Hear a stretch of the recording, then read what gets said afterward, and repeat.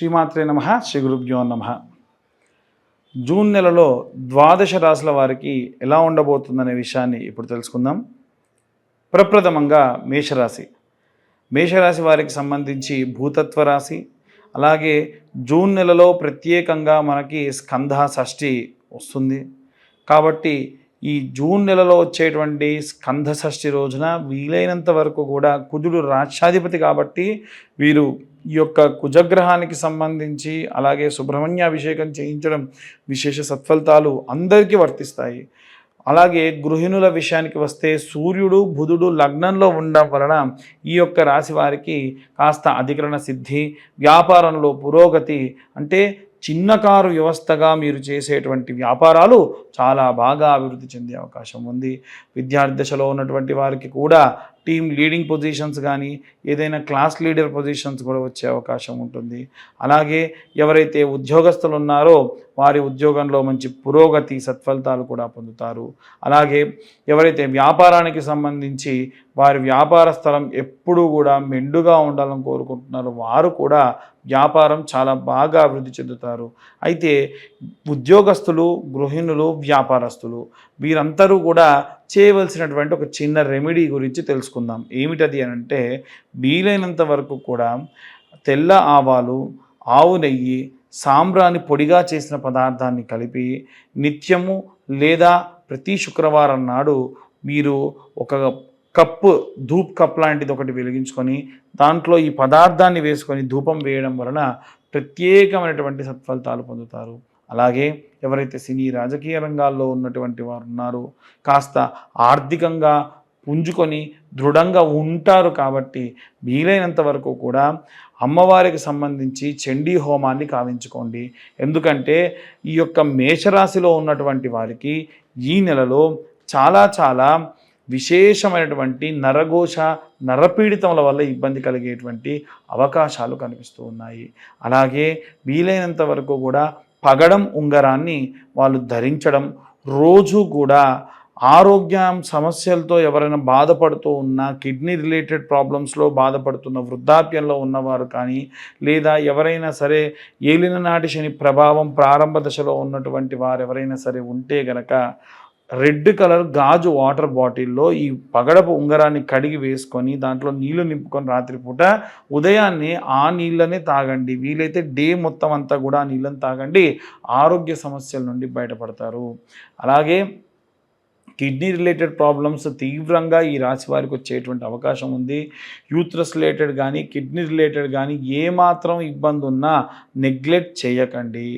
వీలైనంత వరకు కూడా విప్ప పువ్వు లేదా సంపెంగ నూనెతో కలిసినటువంటి దానిలో ఆవు నెయ్యిలో కాస్త కుంకుమ కలుపుకొని ఈ ఒత్తేసుకొని ఆ ఒత్తిని ఈ విప్ప నూనె అలాగే సంపెంగ నూనెతో కలిపి దీపారాధన చేయడం నిత్యం చాలా మంచిది. చాలామంది మట్టి ప్రమిదలతోని మేము ఈ దీపారాధన చేయాలనుకుంటున్నామని చెప్పి కామెంట్ చేస్తూ ఉన్నారు.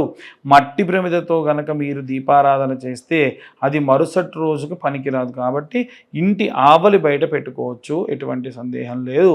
ఇవన్నీ కూడా గోచార రీత్యా చెప్పేటువంటి విషయములు మాత్రమే మళ్ళీ చెబుతున్నాము.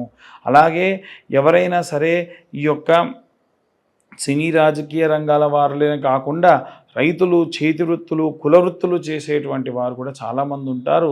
నిత్యం మీరు అమ్మవారి ఆరాధన, అంటే గ్రామదేవత మీ దగ్గరలోనే ఉంటారు కాబట్టి అమ్మవారిని ఆరాధించండి. ఎవరైతే వివాహం కోసం ఎదురు చూస్తూ ఉన్నారో ఈ నెల వివాహానికి సంబంధించి కత్తెరలు అనేటువంటివి పూర్తయిన తర్వాతకి సత్ఫలితాలు వచ్చేటువంటి అవకాశం ఉంది. ఎట్టి పరిస్థితుల్లో నెగ్లెక్ట్ చేయకండి. ఎవరైనా సరే ఇంకా కొద్దిసేపు ఆగుదాం, ఇంకా మంచి సంబంధాలు వస్తాయి అని చెప్పేటువంటి వాళ్ళు ఉంటానే ఉంటారు. ఎట్టి పరిస్థితుల్లో అలాంటి పనులు మాత్రం చేయకుండా జాగ్రత్త వహించడం మంచిది. ఇక ఇవందరూ కూడా ఎలాంటి రెమెడీస్ తీసుకోవాలి, ఎలాంటి మంత్రపఠనం చేయాలనే విషయాన్ని ఇప్పుడు మనం తెలుసుకుందాం. మనం ఇప్పటి వరకు కూడా విద్యార్థులకి, అలాగే గృహిణులకి, అలాగే ఈ ఉద్యోగస్తులకి, వ్యాపారస్తులకు సంబంధించి ఎలా ఉండబోతుందనే విషయాన్ని తెలుసుకుందాం. ముఖ్యంగా జూన్ నెల మనకి ఎంతో విశేషమైనటువంటిది. జూన్ నెలలో జూన్ 1వ తారీఖు స్కంద షష్ఠి, అలాగే 3వ తారీఖు వచ్చేసి మనకు ధూమావతి అమ్మవారి యొక్క జయంతి. 6వ తారీఖు నిర్జల ఏకాదశి, దాంతోపాటుగా గాయత్రి మాత యొక్క జయంతి కూడా. కాబట్టి విశేషమైనటువంటి ఈ నెలలో మనము ఏ ఏ దేవతారాధన ఏ విధంగా చేసుకోవాలనే విషయాన్ని ఇప్పుడు చూసుకున్నట్టయితే, ఇంట్లో ఉండేటువంటి గృహిణులు నెలంతా కూడా వీలైతే వారికి మెన్సెస్ ప్రాబ్లం ఉన్న రోజులు తప్ప మిగిలిన రోజులలో ధూమావతి అమ్మవారికి కానీ గాయత్రి మాతకి కానీ, అంటే మీరు గాయత్రి మంత్రం చదవాలని కాదు కానీ అలా అమ్మవారికి సంబంధించి శ్లోకం ఉంటుంది, ఆ గాయత్రి మాత యొక్క శ్లోకాన్ని చదువుకున్న విశేషమైనటువంటి సత్ఫలితాలు పొందుతారు. అలాగే ఈ రాశిలో ఉన్నటువంటి వారనే కాకుండా 12 రాశుల వారు కూడా ఇంట్లో ఒకరికి ఇబ్బంది ఉంటే మిగిలిన వారికి కూడా ఇబ్బందే. కనుక మనం చూసుకున్నట్టయితే ఈ 12 రాశులలో కూడా అర్ధాష్టమ శని దోష ప్రభావం వలన మిథున రాశి వారు, అష్టమ శని దోషం వలన తులారాశి వారు, అలాగే ఏలిన నాటి శని ప్రభావం వలన ఉన్నటువంటి మకర కుంభ మీన ఇప్పుడు వచ్చేటువంటి రోజులలో మేషరాశి వారికి ఇబ్బంది ఉంది. అంటే ఉన్న 12 రాశులలో 6 రాశుల వారికి కూడా ఈ యొక్క శనిగ్రహం వలన వచ్చేటువంటి కాస్త ఇబ్బందులు ఉన్నాయి. కనుక వచ్చేటువంటి ప్రతి ఒక్క శనికి సంబంధించిన రోజుని కూడా పురస్కరించుకొని విశేషమైనటువంటి పూజా జాగ్రత్తలు చేసుకోవడం మంచిది. ఈ నెల ప్రారంభానికంటే ముందే మనకు అమావాస్య అంటే వైశాఖ అమావాస్య నాడు విశేషంగా శని జయంతి ఉంది. ఆ రోజున తిల తైల అభిషేకములు కూడా ఆచరించడం ఎంతో ఎంతో శ్రేష్టము. అలాగే వీరందరూ కూడా గృహిణులైతే గాయత్రి మాతకి, అలాగే విద్యార్థి దశలో ఉన్నటువంటి వారు మేధా దక్షిణామూర్తి స్తోత్రాన్ని చదవడము, అలాగే ఎవరైతే ఉద్యోగస్తులు ఉన్నారో విశేషంగా ఉద్యోగస్తులు స్వామివారికి వెంకటేశ్వర స్వామివారికి సంబంధించి ఆరాధన చేయడం మంచిది. వ్యాపారస్తులందరూ కూడా మహాలక్ష్మి, మహాకాళి, మహాసరస్వతి అమ్మవార్లను ఈ నెలంతా కూడా అర్చించడం, పూజించడం విశేష సత్ఫలితాలు పొందుతారు. అలాగే మనకి ఎవరైతే సినిమా రాజకీయ రంగాల్లో ఉన్నటువంటి వారు ఉంటారో వీలైనంత వరకు కూడా డైమండ్ రింగ్ని ధరించడం ఈ నెలలో వారికి విశేషమైన సత్ఫలితాలు పొందే అవకాశం కనిపిస్తుంది. అలాగే ఎవరైతే ఈ యొక్క రైతులు, చేతి వృత్తులు, కుల వృత్తులు చేసేటువంటి వారు ఎవరైతే ఉన్నారో వారు విశేష సత్ఫలితాలు పొందవచ్చు.